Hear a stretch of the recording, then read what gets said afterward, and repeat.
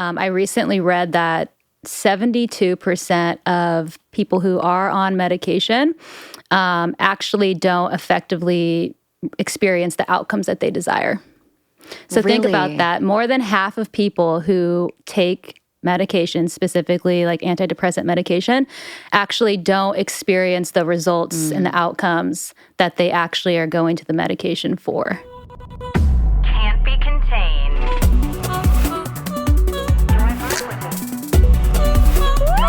That's what I'm talking about. I am so excited that you are here with your cute little dog. Hi, Riley. Welcome to the Can't Be Contained podcast, Riley. Welcome, Riley. We're excited to be here. Dude, it's so... What I was thinking in the shower this morning, I was like, I just love how we got to hang out last night, and just connect as friends. That was really, really sweet. And now we get to dive into your area of expertise, which is microdosing, personal transformation, personal development, and just awakening through transformational work. And I'm so grateful that you're here. Thank you. Yay. I'm so excited to be here too. And I loved spending time with you last night. Dude, it was so fun. It was so fun. She cooked for me. She cooked me green beans. When I tried to cook those green beans on the weekend, John knows what happened. I totally fucked it up. Like, we were all staying up in Idlewild at our place, and we're playing games and we're hanging out, and everyone's like, Sam, the house is filling with smoke. And I'm like, no, it's fine. Everything's fine. And literally, like, our friends are like, my eyes are burning. It's not fine. Oh my gosh. And then I go into the kitchen and I just completely destroyed the green beans. So I'm so glad I didn't do that for you last night. They were perfect condition. You even had like little was it coconut on top or like something? It was on top? It was like Parmesan and cauliflower crisp. It's like gluten-free breadcrumbs. Yeah, it was good. Dude, thanks. I was realizing last week that I used to start with this opening question on our show when it was the Hungry for Happiness podcast, the Sam Skelly show. And I'm going to bring it back to the Can't Be Contained podcast because it just feels so on brand.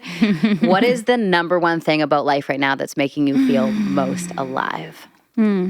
Such a good question. Yeah, the thing that comes in the strongest and something we'll probably come building from this place is when I'm just spending like intentional, nourishing time with myself and with my community, and just how that flows and what that opens up for me in my life and the connections that I share with people. And to build upon that, just the collaborations, like something like this, I love collaborating in these ways, and it like really lights me up. It's really exciting to me, and how it just ricochets and how it really supports other people through things that we share and things that we connect on, and how that just can touch somebody and really reach somebody in specific ways that can really change something within them. And so I think it all starts with self, and then it builds, outside of that. And I don't know, it sounds really simple, but it just, when I'm in that place and I'm just anchored and I'm steady, it's such a good feeling.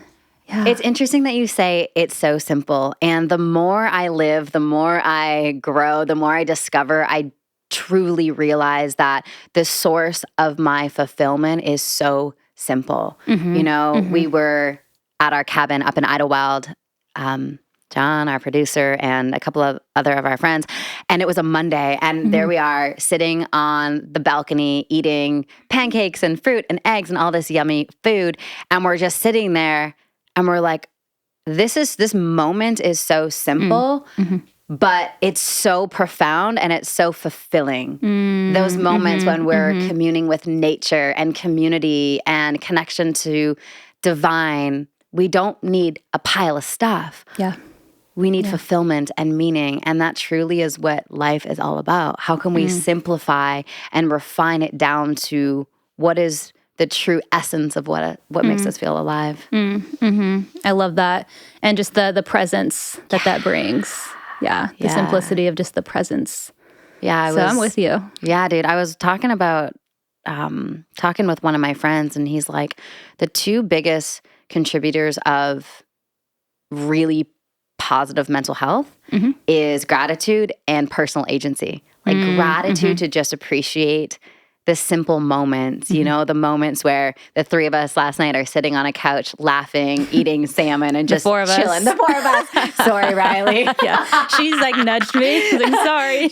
She's like, hello. Yeah. You know, and then agency, the ability to just declare and claim what we want to do in the world and go forth and say, you know what? I am going to go do that thing. Yeah. And so I'm curious, in your world, you are now such a thought leader in the microdosing space, which is so exciting. And I think I'm so excited to open that up with you today. But what were the events in your life that led you to using mushrooms as medicine or other modalities as medicine, and now having the inspiration and the excitement to then share that with the world? Yeah, so for me, working with psilocybin specifically, I started with microdosing, and I was at a point in my life where I was in a very unfulfilled career. I was in high executive positions in the medical industry, leading teams from a director standpoint. And so while, you know, very successful climbing the corporate ladder to success, I was incredibly unfulfilled in that career. And you add that with, you know, childhood trauma and how that all affects us in different ways, and the specifics and how that was really affecting my life. As a result to all of that, I was on medication. And so I was on antidepressant medication of Lexapro and Adderall for about 7 years. And, you know, I was doing the personal development, I was doing the therapy, these amazing things that were fulfilling and supportive in the ways that they were at that time and with where I was at that time in my life. But I always felt just this deeper texture of access that I wasn't reaching within myself, within my soul. And, you know, I never wanted to rely on something else to be self-resourced, but I hadn't found perhaps what that may have been. And so yeah, I ended up just kind of researching and hearing about plant medicine. And, you know, I started microdosing about 7 years ago, and there was not the research or the data or anything that's out today. And so I kind of just put myself on a protocol and just kind of research, studied, and just figured it out and intentionally went into it. And so, you know, within 3 months, I actually was off my medication. And so I went into microdosing to get off the medication. That was like the main purpose. And then to just kind of see like what else is going to open up from this place. I was hearing a lot of great things about it. And, you know, the connection that I ended up experiencing with myself and my soul with utilizing this medicine as a tool, a resource, a modality was just beyond my wildest expectations. Yeah. The expectation was to get off the medication, but everything else that came with it, you know, I was just really being in that experience and integrating and processing that and, you know, really feeling into, wow, there's really something here. Yeah. And I didn't want to, you know, I say this lightly, but I didn't want to jump on like the psychedelic bandwagon and say, okay, you know, the medicine guided me and there's nothing wrong with that because it does in a degree. Yeah.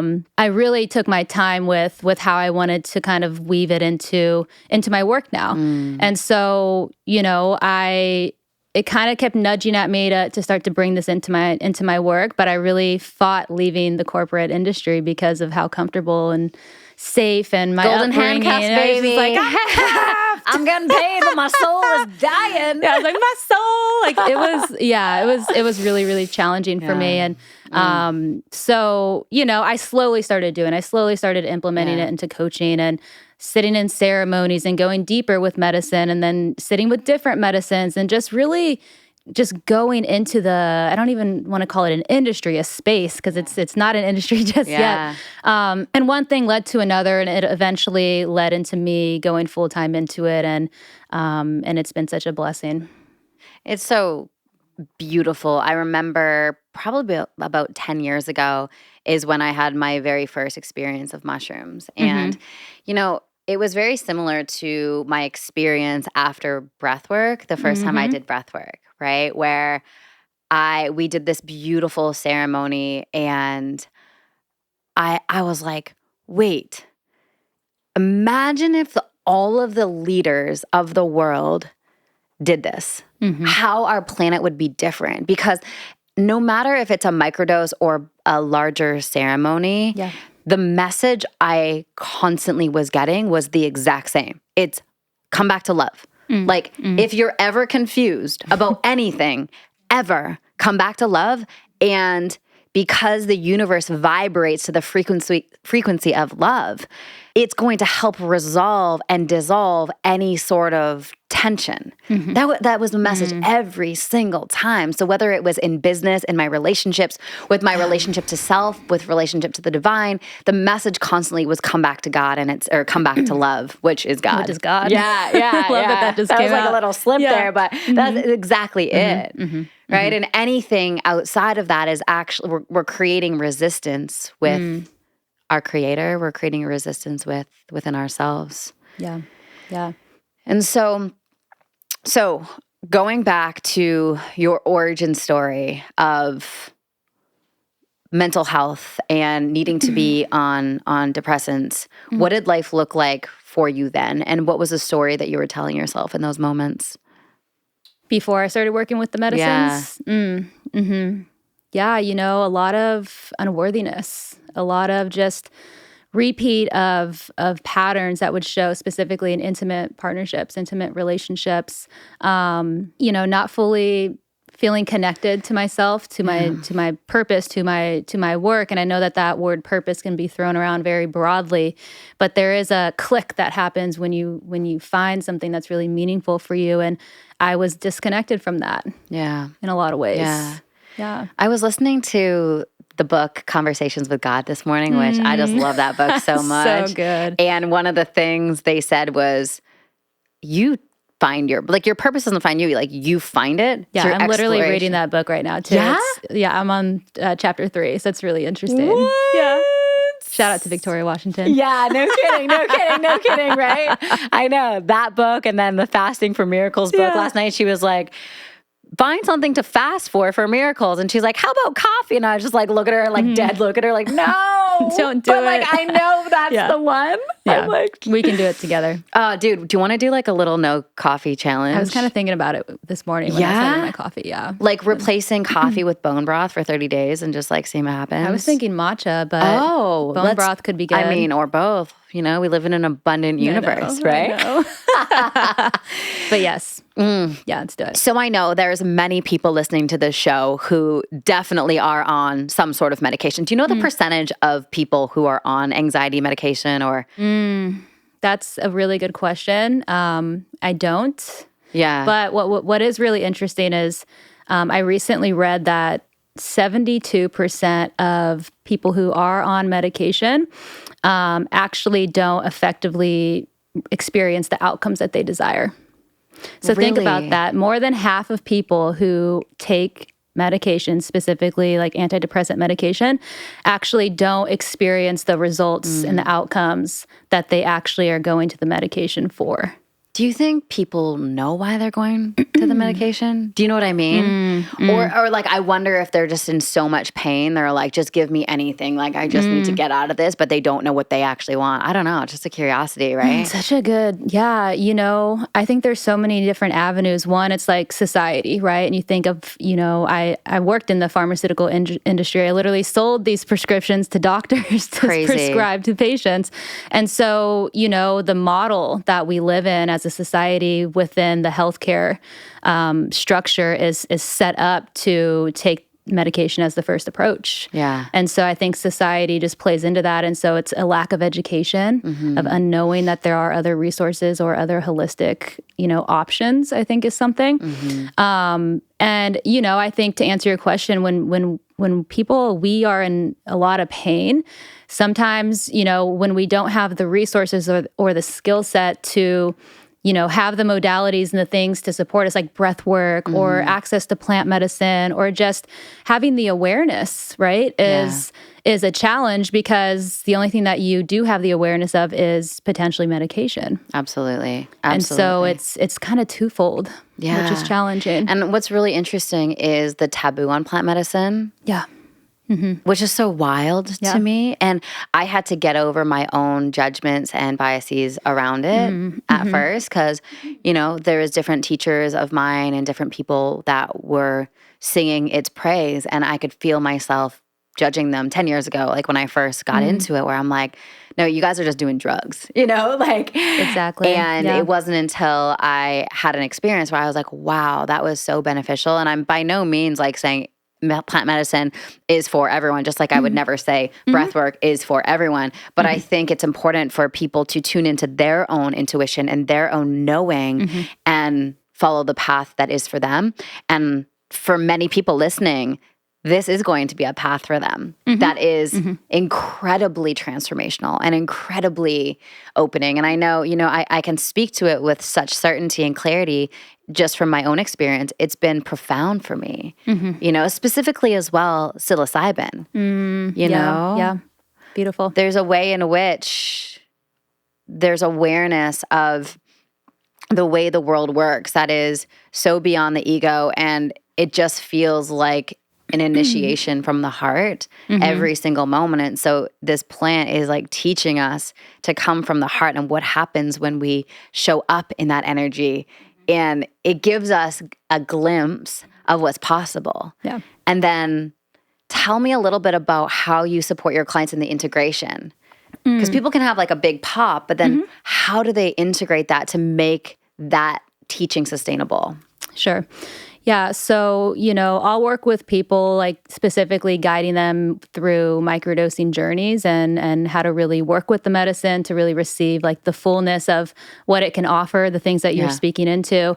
And, as you're microdosing, yes, to your point, there needs to be integration or else it's not.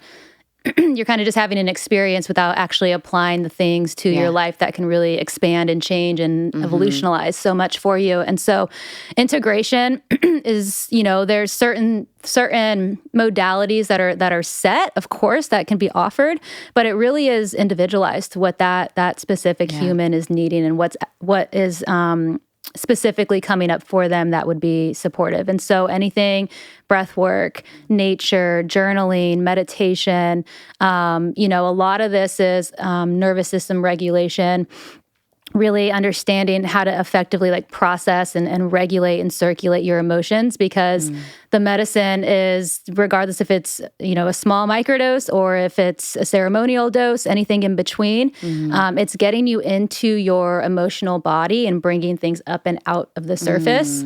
And a lot of people will feel confused of, why am I so emotional? I've read that I'm supposed to be creative and joyful, inspired. Right. And yes to all those things. And, the medicine will really meet you where you are at a lot of times in your life. In fact, probably 95%. And so understanding how to effectively process is going to allow you to, understand what's actually wanting to come to the surface for you to grow and expand from. So let's talk about that, because I've also had mushroom ceremonies where I'm like, oh God, what? And you're like, I'm like, get me off this ride. Take me off. And you can't. Yeah. And it's like, they say surrender, just surrender. I'm like, it's so intense. And so how do you metabolize the intensity of those experiences when you're in them? And this would not necessarily be on a microdose per se, but more of a larger experience. Yes. So I love that question as well, because it's allowing yourself and preparing yourself ahead of time. Of course, there's such a preparation phase going into microdosing and especially a ceremony, and resourcing yourself with understanding how to be connected in your body. Yeah. Right? There's a lot of people who, don't have breath work in their practice or meditation. And I find that there's a higher percentage of those people that will actually have a much more challenging experience than if they have the resources to really be connected and to move through it, because the challenges and the ego loss and the bracing and the like control. It's like all these behavioral mechanisms that are coming to the surface that feel so uncomfortable that have actually been within you. Yeah. It's just shining a spotlight and really amplifying what's already present. And so for you to be resourced is going to be such a more valuable and effective ceremony for you to move through in the moment. Yeah. Yeah. I just put water on me. It looks like I'm lactating now. Sorry. Yeah, let's really make it look like I'm lactating now. Let's make it uber obvious. That's amazing. Yeah, it is such a fascinating thing. And for those people who are stuck in the 3D dimension, like three-dimensional experience where they think all there is what I can actually physically see. And they've lost hope of this greater orchestration of the divine, and they are like, what am I even doing here? Like, what's the point of even being here? Like, is it just to pay bills and die? Like, what the hell is going on? There's such an intelligence with microdosing to bring forth an awareness of oneness and God and the divine. And Riley, what's happening down there? What do you think? And so that is what microdosing and psilocybin did for me, was remind me moment by moment, breath by breath, even through the bracing moments, even through the hard moments, that all of this is perfect. And this entire human experience is perfect. And everything is orchestrated for my own growth and evolution. And being in ceremony on mushrooms was an amplification of that, but that's real life. You know, it's like the way, it's like I can learn those lessons so intensely. And I really believe that when we have that visceral experience of something, that is when the lesson really drops. Conceptually, we're like, yeah, we're all one. But when we truly feel it with every cell of our being, every cell of our body, then we can actually have that knowing of, we are all one, and we are so protected, and we are so guided moment by moment. And there is God in everything, in this water bottle and in the unseen. And that's, for me, was another massive lesson.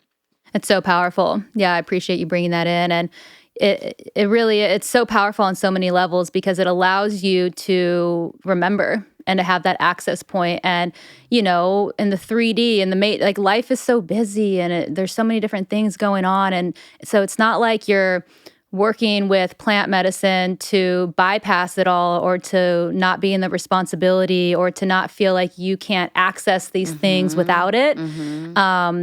But it's a resource for you to work with something that can support you in accessing it. Yeah. And just dropping in. Like sometimes it is hard to access on your own, and it's not like you're relying on something, but it's intentional, and there's reverence, and there's a way of going about it where there is that depth and that connection.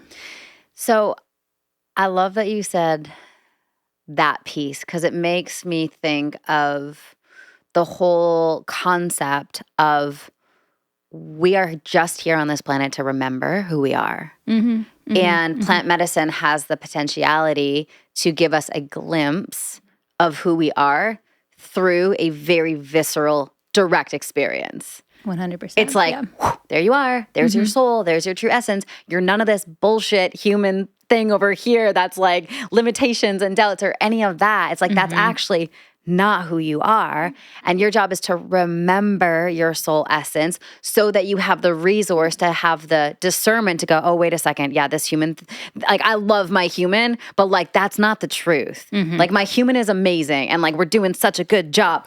And like, oftentimes you're kicking up in survival strategies and telling me weird shit. Like, and so it gives you got to get on the same page. Totally. It's like, yeah, and that's it. It's like, these practices, whether it's plant medicine, whether it's breath work, whether it's some like ayahuasca, which is another crazy experience. Have you done that?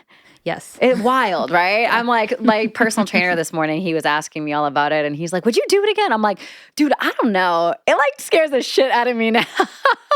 Yeah, I've done a lot of training with ayahuasca, actually. Oh, so God. a lot of apprenticeships and things. Like, and if so you just want to shit yourself and be scared for 12 hours, like, yeah, that sounds like it was a wild ride. But these experiences give us a glimpse into who we truly are. Exactly. You know? And then there gets to be dialogue between our soul and our human, you know? And my soul can like speak to my human to be like, it's all right. We're good. We like, good. I We got good, this. boo. Yeah. Yeah, we good, boo boo. Everything's going to be fine. Yeah, we good. Yes. So I'm curious, from your perspective, what is like the day in the life of someone who would be a fit for microdosing? Like, what are the things that they struggle with? What are the things that they're going through? Yeah. What is their world looking like from your perspective? Because you have tons of clients who... Yeah. You know, I see it as there's kind of like different areas, right? And so there's like a therapeutic approach that you can take. So anybody who's struggling with, not addiction, yes, but anxiety, depression, high levels of stress, obviously there's so many things emotionally that are connected to that, but that therapeutic space microdosing is phenomenal for in a lot of different ways. I also would say like CEOs, high level entrepreneurs, like business owners, anyone in the personal development space that is really passionate about transformation, personal growth. It's an amazing resource for creativity, inspiration. A lot of leaders utilize microdosing as a way to connect more with their colleagues, to feel more compassionate, to have new creative ideas. And it really harmonizes when done very intentionally and specific. It can really harmonize a lot of space that supports business growth and new ideas. And so, all that to say, there's contraindications with certain medications that you would need to be aware of, or just specific health things that you would want to be aware of. And also, it always comes back to like, are you really committed to this? And I think that's really like the foundational piece that I find with people that I work with is, are you really committed to creating the space in your life to not just go onto this journey, but to receive the journey. Yeah. And that is one of the most important, valuable parts of this journey is to create the space in your life for it. Yeah. To really be with it, really give that gift to yourself. And, everything beyond that comes with it is learning how to microdose, learning the dosage, learning how often you microdose, being consistent with the practice, bringing in modalities. And so, really resourcing yourself as well. Who would this not be for? Yeah, so this would not be microdosing or just plant medicine in general. Would not be for anyone who has like severe heart conditions, seizures, strokes, bipolar. Those are some big ones. And then, to kind of flip side that is if you don't have the space in your life to really go on this journey, if you are experiencing just a very, very high level of stress in your life where it might amplify that in a lot of ways, and it might not be, the most efficient thing at this time. Doesn't mean that it won't ever be for you. There's ways to obviously like ground that and kind of get yourself in a better place mentally. Yeah. But those are kind of the big things to look out for. Yeah. I had a really interesting experience with a team member a couple years ago. Man, I haven't talked about this on the show before. Let's just go for it. I think we can talk about this. It's been enough time. But this individual was wicked smart, and she was just amazing, just an amazing person, so loving, so great. And she did a really intense, not one, she did multiple really intense ayahuasca ceremonies. Mm-hmm. And my assumption of what happened is she had underlying schizophrenia. Mm-hmm. Mm-hmm. Mm-hmm. Something That's to that another one. degree, Mm-hmm. right? Mm-hmm. And so it activated her schizophrenia. I didn't know what was going on. I'm like, man, she was like one of the top leaders in my company. Wow. And I'm like, she's making some really weird decisions. Mm-hmm. And the way that she's showing up is just weird. Mm-hmm. And I was like, Sam, just love her and just like see what's going on and just like be mindful. And then it went from like, oh, that's interesting, weird behavior to like, this is a fucking problem now, like something's terribly wrong. Yeah. And so it was so disorienting to me because she flipped overnight. Wow, yeah. Went from you are this incredibly intelligent, aligned, beautiful leader who's literally leading a massive part of my company to I have no idea who you are. Yeah. And the things that she was saying to me, I'm like there was this part of me where I was like, are you having a spiritual awakening or a mental breakdown? Like I couldn't You're trying to follow. Yeah, dude. I was like trying to follow, and like my COO was trying to follow, and we were trying to track this, and we're like, no, this is going dark real quick. Yeah. And so I think it is important for, those people listening, if you have history of this stuff, like there's other pathways. Exactly. There's other pathways. And, I was talking to our good friend Krista Williams the other day, and we were talking about how we're all trying to get to the same place, right? Mm-hmm. Oneness. Wholeness, oneness. And there's so many paths to that. I was hanging out with one of my friends the other day, and he's not into personal development at all, but he's super into surfing. And that's That his works too. that's his path to oneness. And the way that he was describing surfing and how he's, just there's so many analogies in life to do with surfing. And he was telling me everything that he was learned through surfing and being on the board and like getting smashed and like having, these blissful moments and like being like, it was just so wild. I'm like, Nate, your pathway to God is through surfing right now. Yeah. And maybe in a couple of years, you'll have like another pathway that feels really beautiful, but there's so many different ones, right? Like meditation, breath work, energy work, psilocybin, ketamine therapy, ayahuasca, if you want to do that. Sex is a pathway to God, which is ironic because of all the taboos, blah, blah, blah, blah, blah. That's for another episode. But there's so many pathways to healing and awakening, and it's just about choosing the one that is most aligned in the moment. Exactly. Yeah. Big, deep breath.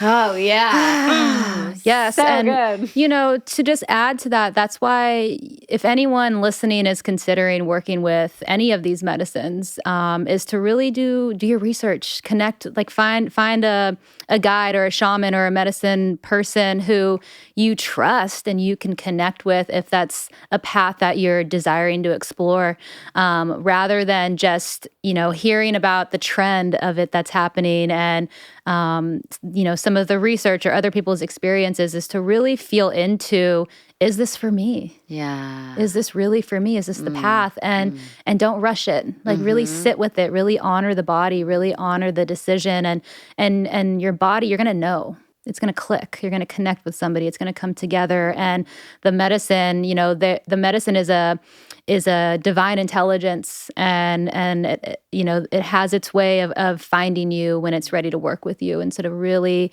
tune into that. Oh, I love that so much. That is just such a beautiful reminder of coming back to self-consent, of what does my body actually want? And taking the spaciousness to actually ask the question and listen for the response. There's something so precious about that. It's so simple, but it's so rare in our busy world where we are outsourcing our power and outsourcing our answers and asking questions like, what do you think I should do? Or what is everyone else doing? It's like, I was on a podcast yesterday and I was reviewing, they were asking me about like how I make my business decisions. And every answer, there was a story around, I sat in meditation and I closed my eyes, or I microdosed, or I did breath work, or it was some sort of ceremony where I came into myself and I listened and I felt and I talked to God and I'm just like, where is this going and what wants to come through? And, it's like the things in my world that have been so simple, so easy, so lucrative, so fun are the things that are those moments where I come back to myself and I'm like, boom, this is it. Like a couple nights ago, I got this really clear download of like this next offer. That's the best feeling. Oh my God. I was like, and it just keeps coming. And I'm like, oh shit. Literally. And I'm like, this morning, like before our interview, I was like channeling the whole thing. I'm like, this is so easy. This is so fun. I went to my mastermind members. I'm like, you guys, I was up last night channeling this thing. I'm like, would you guys buy this? They're like, shit, yeah, that's amazing. I'm like, I know, it's amazing, right? Yeah. I came into the studio this morning. I'm like, John, we're doing this new thing. He's like, okay. Yeah. But it's amazing. Like when there's that much excitement around something, I know that it's the right move. And those, Susie Batiste from Poopery calls those alive ideas. And I just love that. It's like, this is so freaking alive right now. It feels so amazing. It's untamed. It would be so crazy not to do it. I'm like, I don't even care if anyone buys this. I just want it for me. I love that so much. And those are the moments that are just like, so good. So good. What do you feel is current for you in this moment that's a crunch that you're currently evolving through? Oh, a relationship. Whoa. Woo, just going those for are it. Crunchy. They're so crunchy. Those are crunchier than those beans we had last night. I know. They actually really are. That's amazing. That's hilarious. Yeah, just transitions, intimate partnership transitions and just everything that comes with that. Yeah. All the things that come up from that and all the beauty that also comes in it in a lot of different ways. And so, yeah, just when there's a big transition, regardless of what it is, I find, in my experience and people close to me, is something in you shifts, something new comes alive of just emptiness and then rebuilding. And so that's where I'm at right now. Dude, breakups are the greatest catalyst for expansion in my experience. Yeah, it's interesting because I'm having a different relationship with grief right now, where rather than of course, being in the grief, honoring the grief and honoring the self within the grief.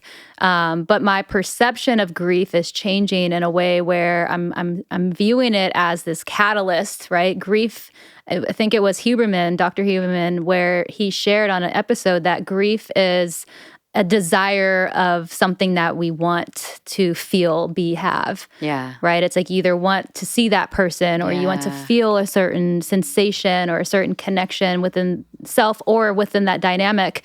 And it's connecting with, okay, well, what is my desire in this?